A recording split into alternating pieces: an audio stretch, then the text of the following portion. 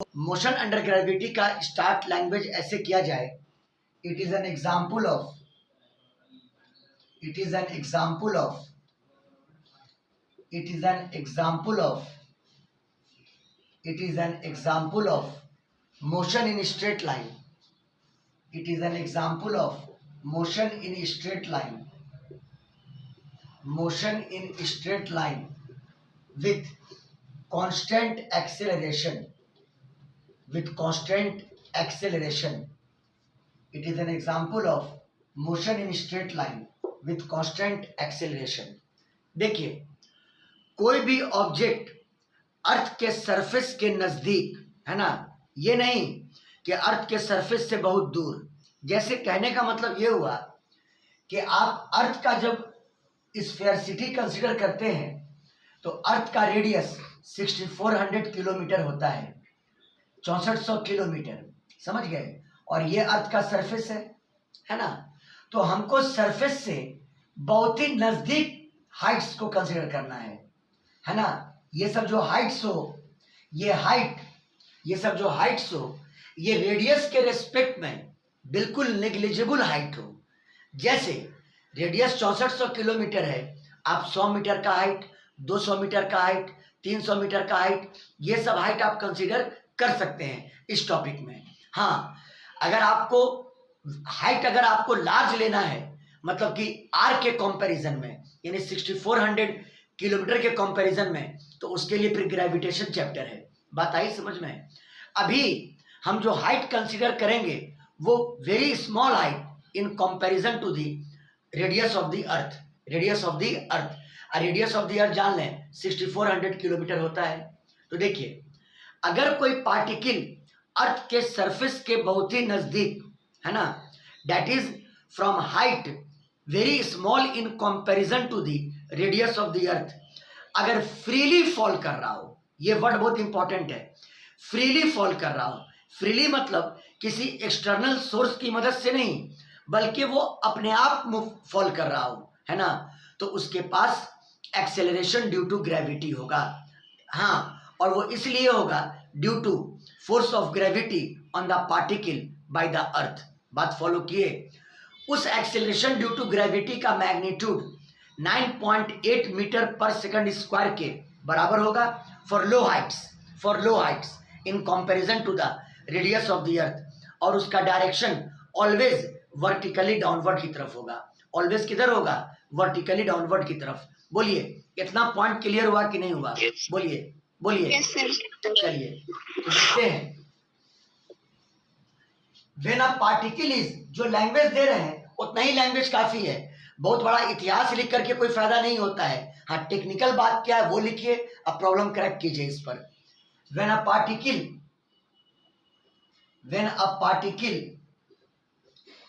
Particle is falling freely, ये बात याद रखिएगा। ये नहीं कि आप लिफ्ट पे खड़े हैं और लिफ्ट नीचे जा रहा है बाय सम एक्सटर्नल मैकेनिज्म, तो वो फॉलिंग फ्रीली नहीं हुआ। बात आई समझ में। When a particle is falling freely near the surface of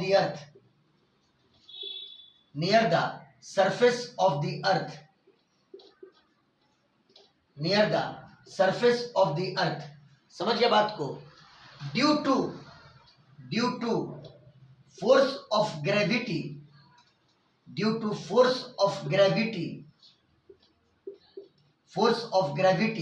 on the particle, है ना। फोर्स ऑफ ग्रेविटी के वजह से जो पार्टिकल पर लगा होगा, पार्टिकल में एक एक्सेलरेशन प्रोड्यूस होगा जिसको आप कहोगे एक्सेलरेशन ड्यू टू ग्रेविटी। तो due to force of gravity on the particle an acceleration is produced in it,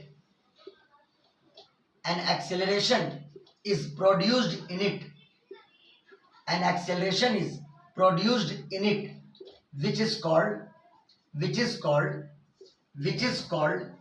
acceleration due to gravity.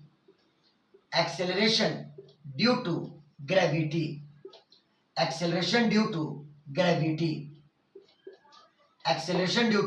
gravity, है ना। और उसका सिंबल आप यूज करेंगे स्मॉल जी, सिंबल क्या यूज करेंगे स्मॉल जी, है ना। और अब हाइट, अगर पार्टिकल के गिरने का हाइट अगर अर्थ के रेडियस के कंपैरिजन में बहुत ही कम है, निग्लिजिबल है, तो जी की वैल्यू कांस्टेंट लेना and that is 9.8 metre per second square. बात फॉलो किए। If height is very very low, is very low in comparison to the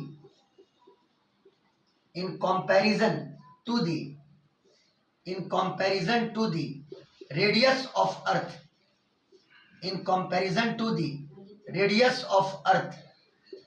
of earth, समझ गया बात को। the value of g is regarded to be constant and equal to 9.8 metre per second square. और अगर question में कह दे कि 10 ले लो तो आप 10 मीटर पर सेकंड स्क्वायर ले लेना। बात फॉलो किए। और हाँ, हम लोग जब प्रॉब्लम सॉल्व करेंगे तो अगर क्वेश्चन में मेंशन नहीं किया हुआ है तो हम लोग एयर फ्रिक्शन को इग्नोर करके चलेंगे, एयर के फ्रिक्शन को हम लोग इग्नोर करके चलेंगे, इन्हें बिल्कुल आइडियल सिचुएशन कंसीडर करेंगे, है ना। हालांकि आइडियल सिचुएशन ये है नहीं। बात फॉलो किए। कहोगे सर इसका एक सीधा एग्जांपल दीजिए। अगर एयर फ्रिक्शन नहीं होता तो एक बच्चे को झूला पर बैठा करके आप जब उसको हल्का सा जर्क दे देते हैं तो वो एक पेंडुलम की तरह ऑक्सिलेट करता, और जब तक कोई एक्सटर्नल सोर्स इसको रोके नहीं ये स्विंग करता रहता। लेकिन वो एयर फ्रिक्शन है जो इसके ऑक्सीलेशन को डैम्प कर देता है और धीरे धीरे इसकी एम्पलीट्यूड घटती जाती है और एक वक्त ऐसा आता है जब ये रेस्ट में आ जाता है। बात फॉलो किए। आप इसको डैम्पिंग कह सकते हैं, है ना। तो वहां पे एयर फ्रिक्शन है। बात फॉलो किए। लेकिन हम लोग बिल्कुल आइडियल केस लेके चलेंगे, मतलब एयर फ्रिक्शन को हम लोग इग्नोर करके चलेंगे। एयर फ्रिक्शन को हम लोग क्या करेंगे, बोलिए क्या करेंगे? हाँ, इग्नोर करके चलेंगे। अगर क्वेश्चन में क्या रहा कि नहीं एयर फ्रिक्शन को भी कंसीडर करो तो करेंगे, नहीं तो एयर फ्रिक्शन को हम लोग इग्नोर करके चलेंगे। समझ गए बात को। If not mentioned in the question,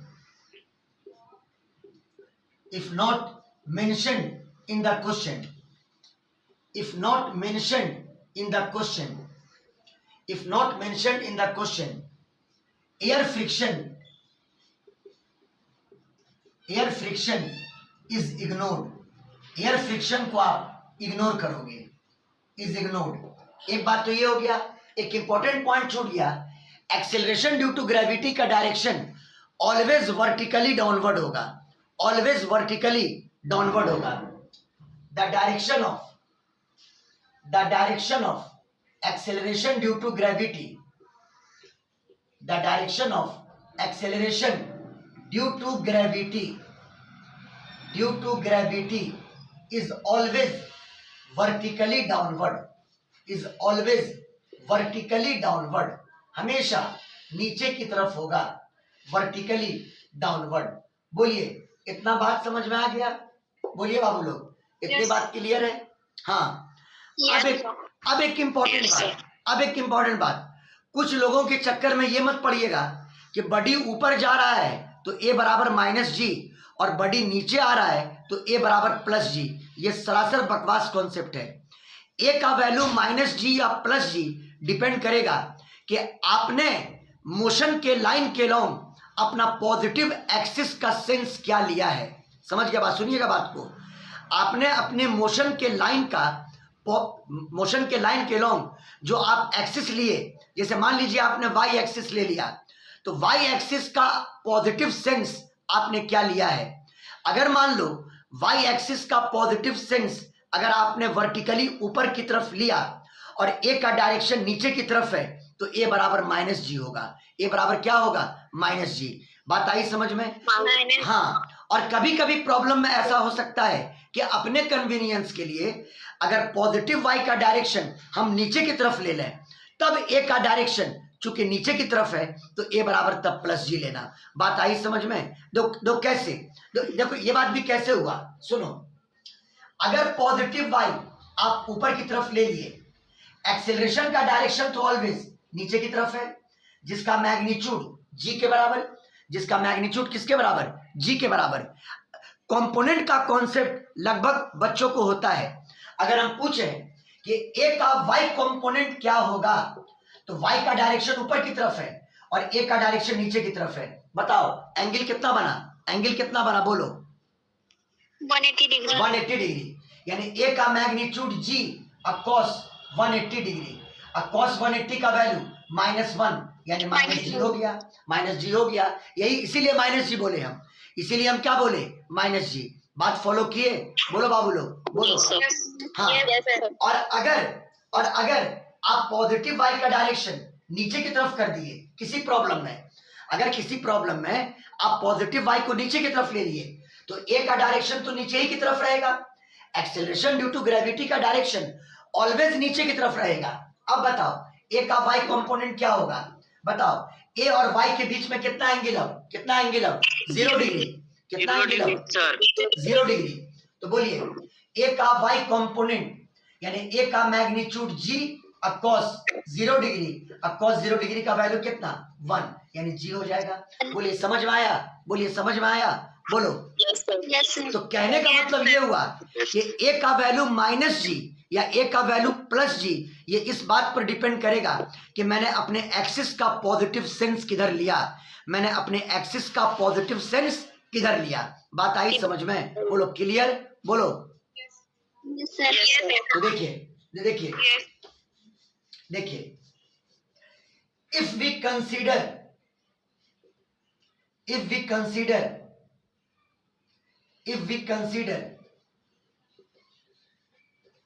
y axis along vertical line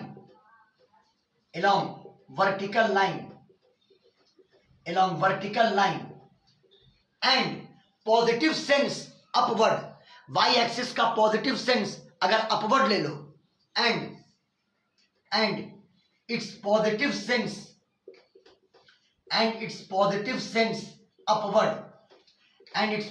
sense upward, तो हर हाल में ए का वैल्यू क्या लेना, माइनस जी। ए का वैल्यू क्या लेना, बोलो क्या लेना, माइनस जी। बोलो क्लियर, बोलो। और वजह बता दिए, दरअसल ये ए का कंपोनेंट है वाई एक्सिस के लॉन्ग, और ए वाई एक्सिस के साथ उस केस में 180 डिग्री का एंगल बना रहा है। इसका मतलब जी कॉस 180 डिग्री यानी माइनस जी के बराबर हुआ। बोलिए सबको समझ में आया, बोलिए बाबू लोग, बोलिए। और कभी कभी if we consider y axis along the vertical line,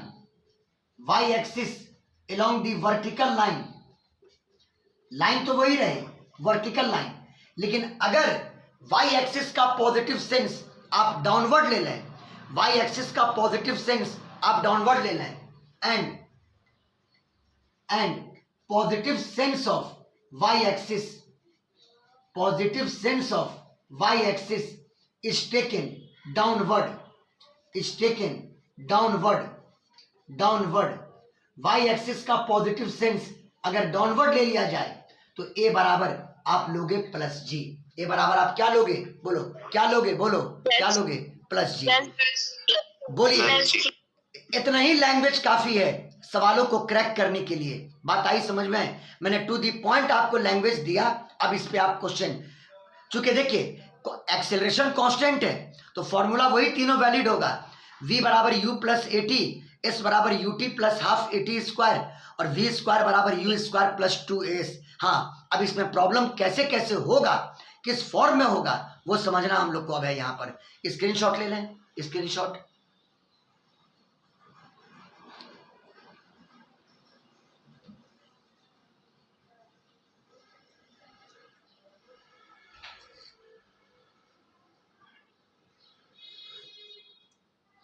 हो गया बाबू लोग? Yes sir.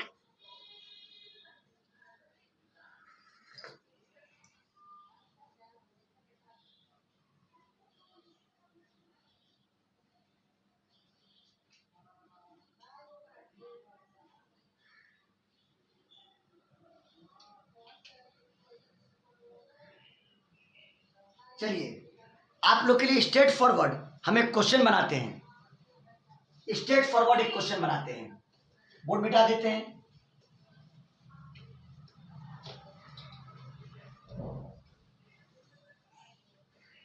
और ऐसा नहीं है कि हम बच्चा वाला क्वेश्चन सब बनाएंगे। अब देखिए क्वेश्चन मेरा,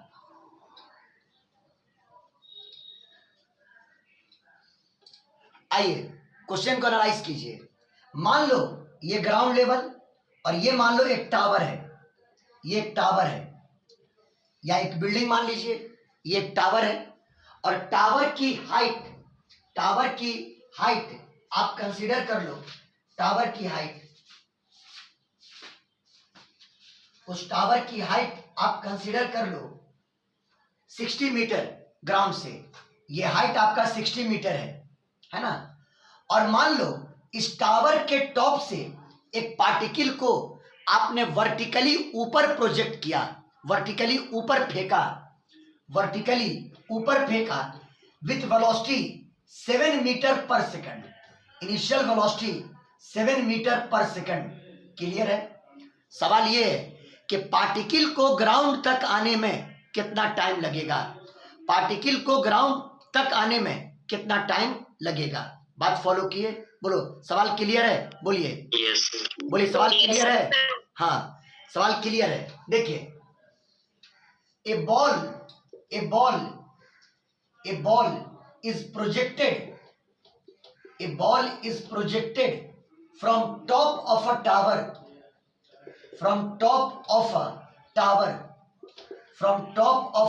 टावर, टावर के टॉप से, है ना, vertically upward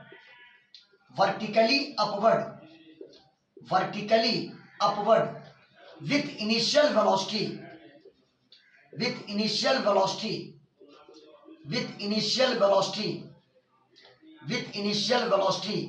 7 metre per second, with initial velocity 7 metre per second. और सवाल है कि calculate the time taken by the particle to reach the ground. हुआ क्या होगा? देखो एक बात तो तय है कि जब आप पार्टिकल को फेंक दोगे एक बार, तो उसके अंदर एक्सेलरेशन ड्यू टू ग्रेविटी नीचे की तरफ एक्ट करेगा। समझो बात को थोड़ा सा, एक्सेलरेशन ड्यू टू ग्रेविटी नीचे की तरफ एक्ट करेगा। पार्टिकल को अभी आपने ऊपर फेंका है, एक्सेलरेशन नीचे की तरफ है, स्पीड घटेगा, बोलिए यस सर। स्पीड घटेगा। और स्पीड घटते घटते एक इंस्टेंट ऐसा आएगा जहां पे वेलोसिटी जीरो हो जाएगी, यहां पे वेलोसिटी कुछ देर के लिए जीरो हो जाएगी, एक इंस्टेंट के लिए, लेकिन एक्सेलरेशन कंटिन्यू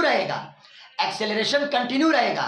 तो वहां से पार्टिकल बैक होगा, फर्दर ऊपर नहीं जाएगा, क्योंकि यहां पर तो वेलोसिटी जीरो हो गई।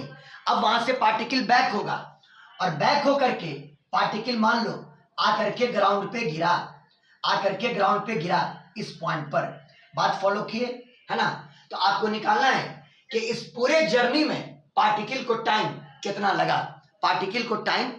लगा, यहां लिख देते हैं।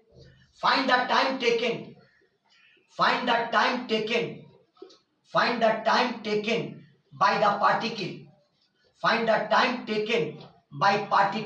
To reach the ground, reach ground. समझ गया बात को? सुनिए, सबसे पहला काम सवाल बनाने से पहले आप अपने क्वेश्चन में एक, जैसे लाइन ऑफ मोशन ये है, वर्टिकल लाइन है, तो उस लाइन के लॉन्ग आप अपना कोई एक पॉजिटिव सेंस चुन लीजिए, वर्टिकली ऊपर की तरफ या वर्टिकली नीचे की तरफ, आप लोग खुद डिसाइड कीजिए। बोलिए किसको चुने, बोलिए। नीचे की तरफ। कोई जरूरी है हम ऊपर लें तो क्या दिक्कत है उससे आपको? बोलिए। हम नीचे की तरफ भी लेकर के आंसर ला देंगे, लेकिन एक बार पहले vertical axis, positive Y axis आप ऊपर की तरफ ले लें। बोलिए कोई दिक्कत? बोलिए। No sir. चलिए तो मैंने अपना पॉजिटिव वाई का सेंस ऊपर लिया, मैंने अपना पॉजिटिव वाई का सेंस वर्टिकली ऊपर की तरफ ले लिया। कोई दिक्कत इसमें? बोलो। No sir. अब आइए नो सर। डाटा कलेक्ट कीजिए। देखिए initial velocity 7 metre per second, direction ऊपर की तरफ है कि नीचे की तरफ है? बोलो किधर है? Vertically upward.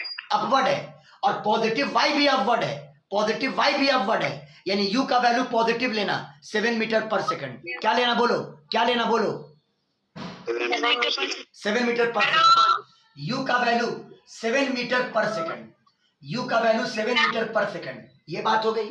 आइए एक्सेलरेशन पर, ए का डायरेक्शन नीचे की तरफ है और पॉजिटिव वाई आपने ऊपर लिया।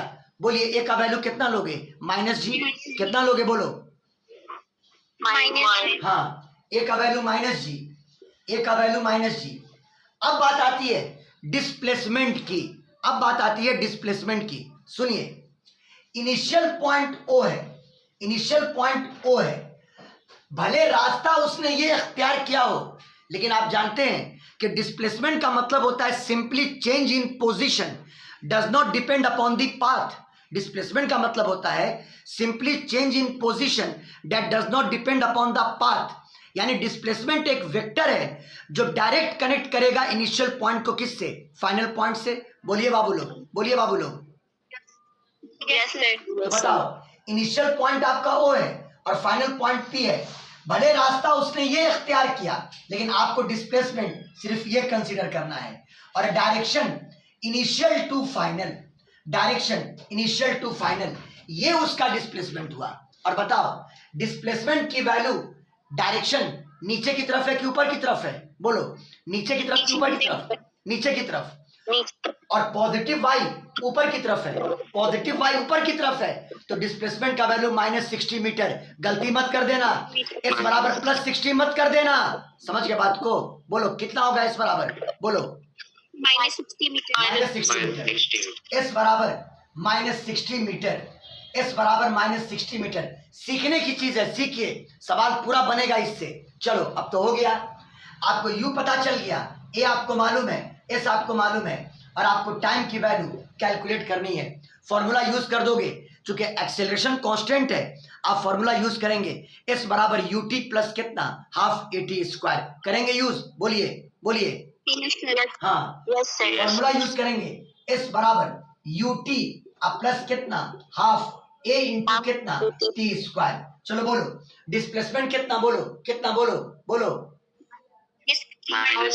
-60 बराबर इनिशियल वेलोसिटी बोलो 7, यानी 7 into t, 7 into t plus half a का वैल्यू बोलो -g, इंटू कितना? टी का स्क्वायर, इंटू कितना? टी का स्क्वायर। सॉल्व करना पड़ेगा हमको यहाँ पर। -60 बराबर 7t प्लस माइनस माइनस, जी का वैल्यू होता है 9.8, तो 9.8/2 इंटू कितना? टी का स्क्वायर। बोलिए क्लियर है? यानी -60 बराबर 70 माइनस 4.9 इंटू टी का स्क्वायर। और अब आप एक काम करो, इसको और इसको इधर लेके चले आओ, तो 4.9 इंटू टी का स्क्वायर -70 -60, और ये बराबर 0। ये टाइम में एक क्वाड्रेटिक इक्वेशन आ गया। टाइम में क्या आ गया? बोलिए क्या आ गया? बोलिए। अब सोचो, हम बच्चा वाला सवाल बनाते कि पार्टिकल को फेंका गया, बताइए मैक्सिमम हाइट कितना है, टाइम ऑफ एसेंट कितना है, तो वेस्टेज ऑफ टाइम है ना होता जी। आप ही लोग बोलिए, आप ही लोग बोलिए, बोलिए। यहां से आप टाइम की वैल्यू कैलकुलेट करेंगे by using quadratic formula, by using quadratic formula. तो देखो 4.9 इंटू टी का स्क्वायर -70 -60, और ये बराबर 0, टी बराबर -b यानी minus of -7 plus minus under root b square, यानी -7 का स्क्वायर -4, ए का वैल्यू 4.9 इंटू सी का वैल्यू -60, सी का वैल्यू -60, ये बाई 2 इंटू 4.9, 2 इंटू कितना? 4.9, माइनस माइनस क्या हुआ? +7 प्लस माइनस अंडर रूट -7 का स्क्वायर 49, और यहाँ पे माइनस माइनस प्लस। एक काम करो, 60 में से 10 निकाल करके इसमें गुना कर दो, तो ये 49 हो जाएगा और 6 बच जाएगा। बोलो क्या बच जाएगा? 6। बोलो बाबू लोग, बोलो। हाँ, तो 4 इंटू 49 और यहाँ का 10 यहाँ मल्टीप्लाई हो गया, वहां पे सिंपली 6 बचा और डिवाइडेड बाय 2 इंटू 4.9। अकलमंद बच्चे समझ गए होंगे कि सर ने ऐसा क्यों किया, ताकि 49 कॉमन निकल जाए और 49 का रूट 7 होता है। 49 रूट क्या होता है? 7 होता है। समझ में? ये सब भी IQ सवाल में आपको लगाना होगा। समझ में आई बात? तो अब बताओ t का value 7 plus minus under root, बोलिए 49 को कॉमन निकाल लिया, ब्रैकेट के अंदर क्या बचेगा? 1 प्लस 24, 1 प्लस 24, बड़ा प्यारा चीज आया, डिवाइडेड बाय 2 इंटू कितना? 4.9। तो देयरफॉर t बराबर 7 प्लस माइनस 49 इंटू 25, दोनों का रूट निकल जाएगा, 49 का रूट 7 और 25 का रूट 5, 7 इंटू 5 होगा, बोलिए 7 इंटू 5 होगा, बोलिए हाँ, यानी 35 बाई 2 इंटू 4.9। अब एक और इंपॉर्टेंट बात, ये नहीं कि आवेग में बहते चले जाना है, 7 माइनस 35 अगर लेते हैं तो टाइम नेगेटिव नहीं हो सकता है, क्योंकि 7 माइनस 35 करने पर टाइम नेगेटिव ना हो जाएगा। बाबू लोग बोलो, बाबू बोलो। हाँ, तो सिर्फ आप लोग t बराबर 7 प्लस 35 अब बटा 2 इंटू 4.9। अब इसको तो कोई भी सॉल्व कर सकता है, इतना टाइम आ गया पार्टिकल को जमीन पर आने में। उम्मीद है ये क्वेश्चन आपको समझ में नहीं आया, बोलिए। आ गया सर। स्क्रीनशॉट लीजिए।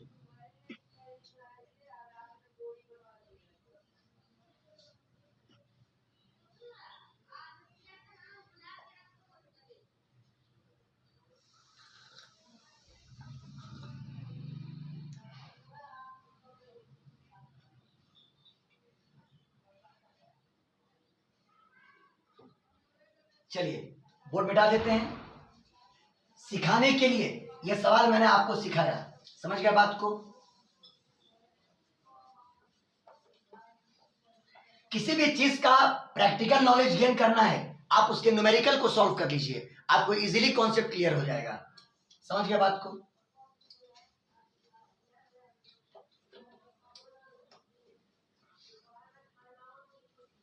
और भी कुछ इसमें ट्रिक्स भी इस बार हम डेवलप करके देंगे। समझ गया बात को?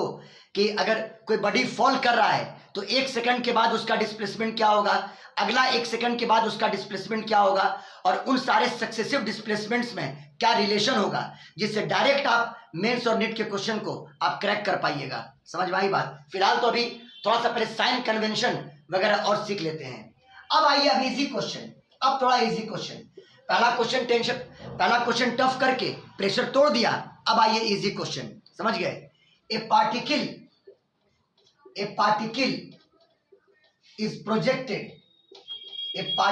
is projected from a point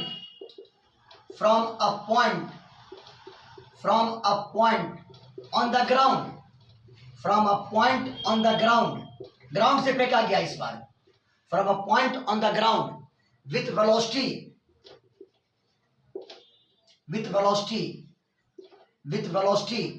100 meter per second in vertically upward direction, in vertically upward direction, in vertically upward direction, in vertically upward direction, in vertically upward direction, in vertically upward direction।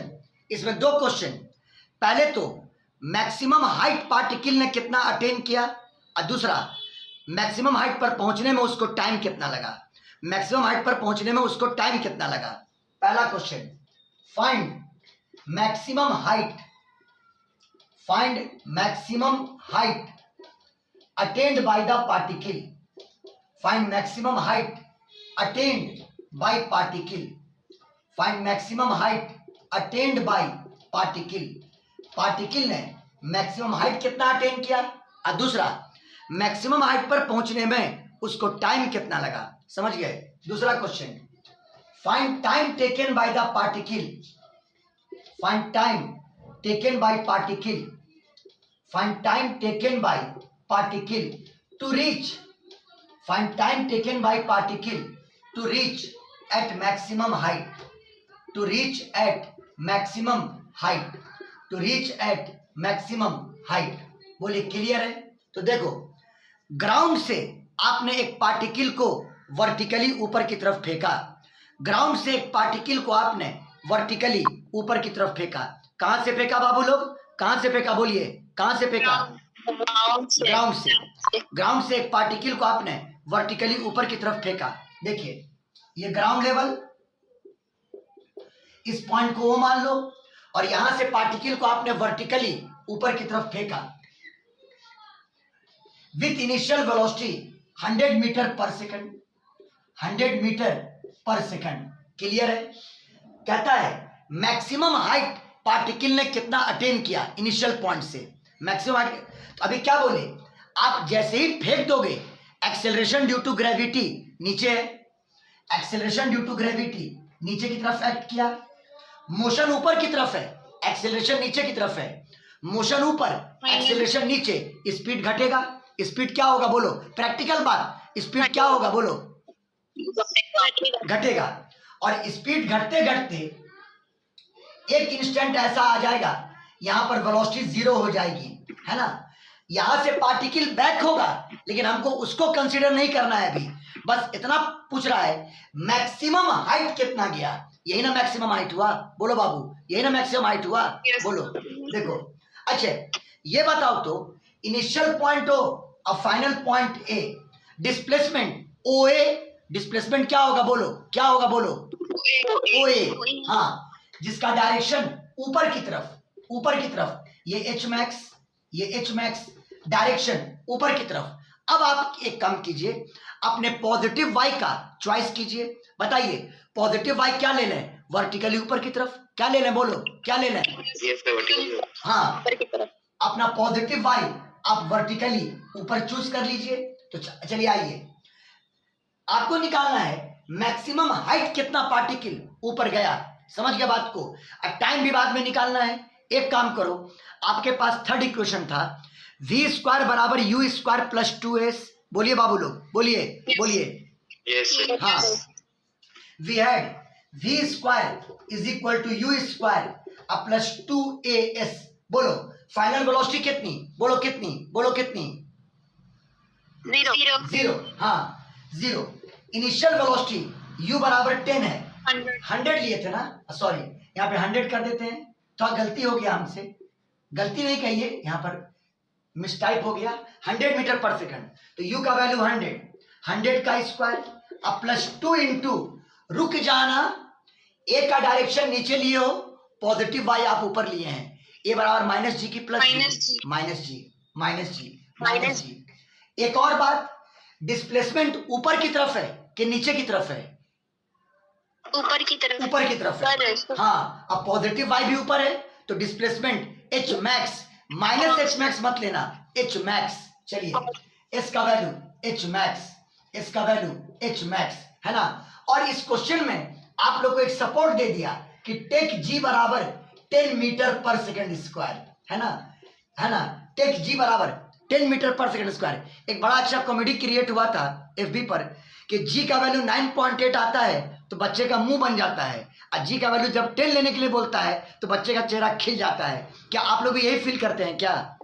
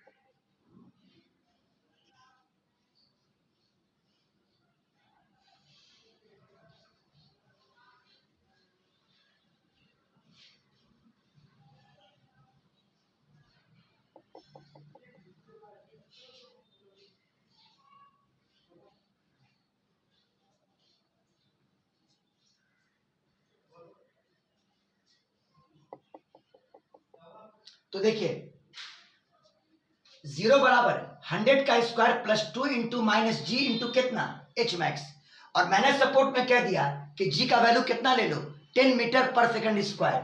आइए 0 बराबर 100 का square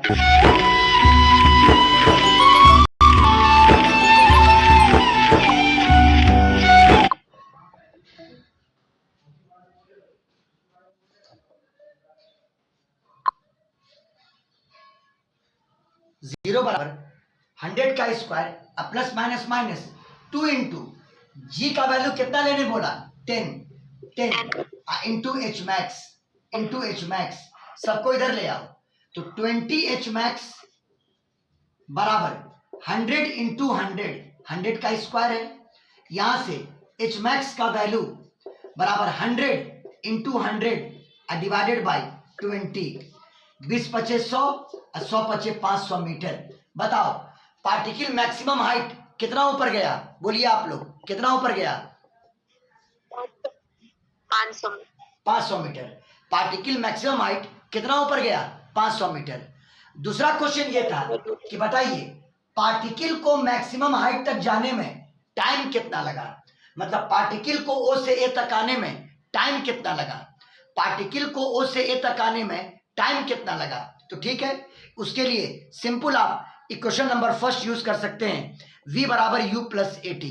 क्या use कर सकते हैं, बोलिए क्या use कर सकते हैं, v equals to u plus A T. हाँ सिंपली आप यूज कर सकते हो v is equal to u plus A T, v बराबर u प्लस ए टी। अब बोलिए v की वैल्यू कितनी, v की वैल्यू कितनी 0, v की वैल्यू कितनी 0, v की वैल्यू 0, u की वैल्यू बोलो, u की वैल्यू बोलो 100, u की वैल्यू बोलो 100।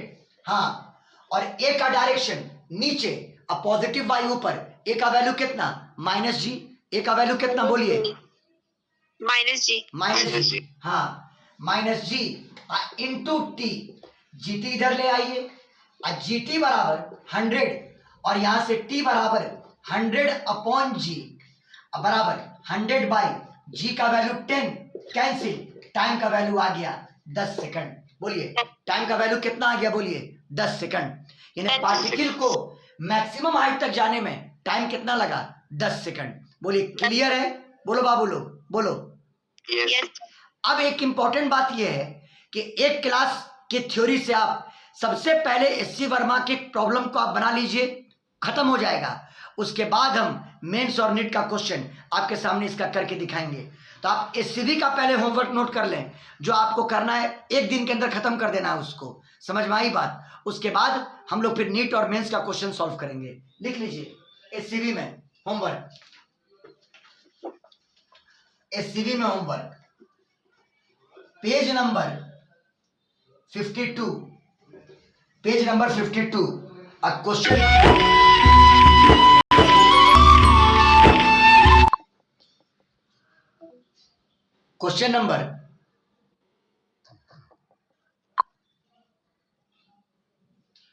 नंबर 23 से लेकर के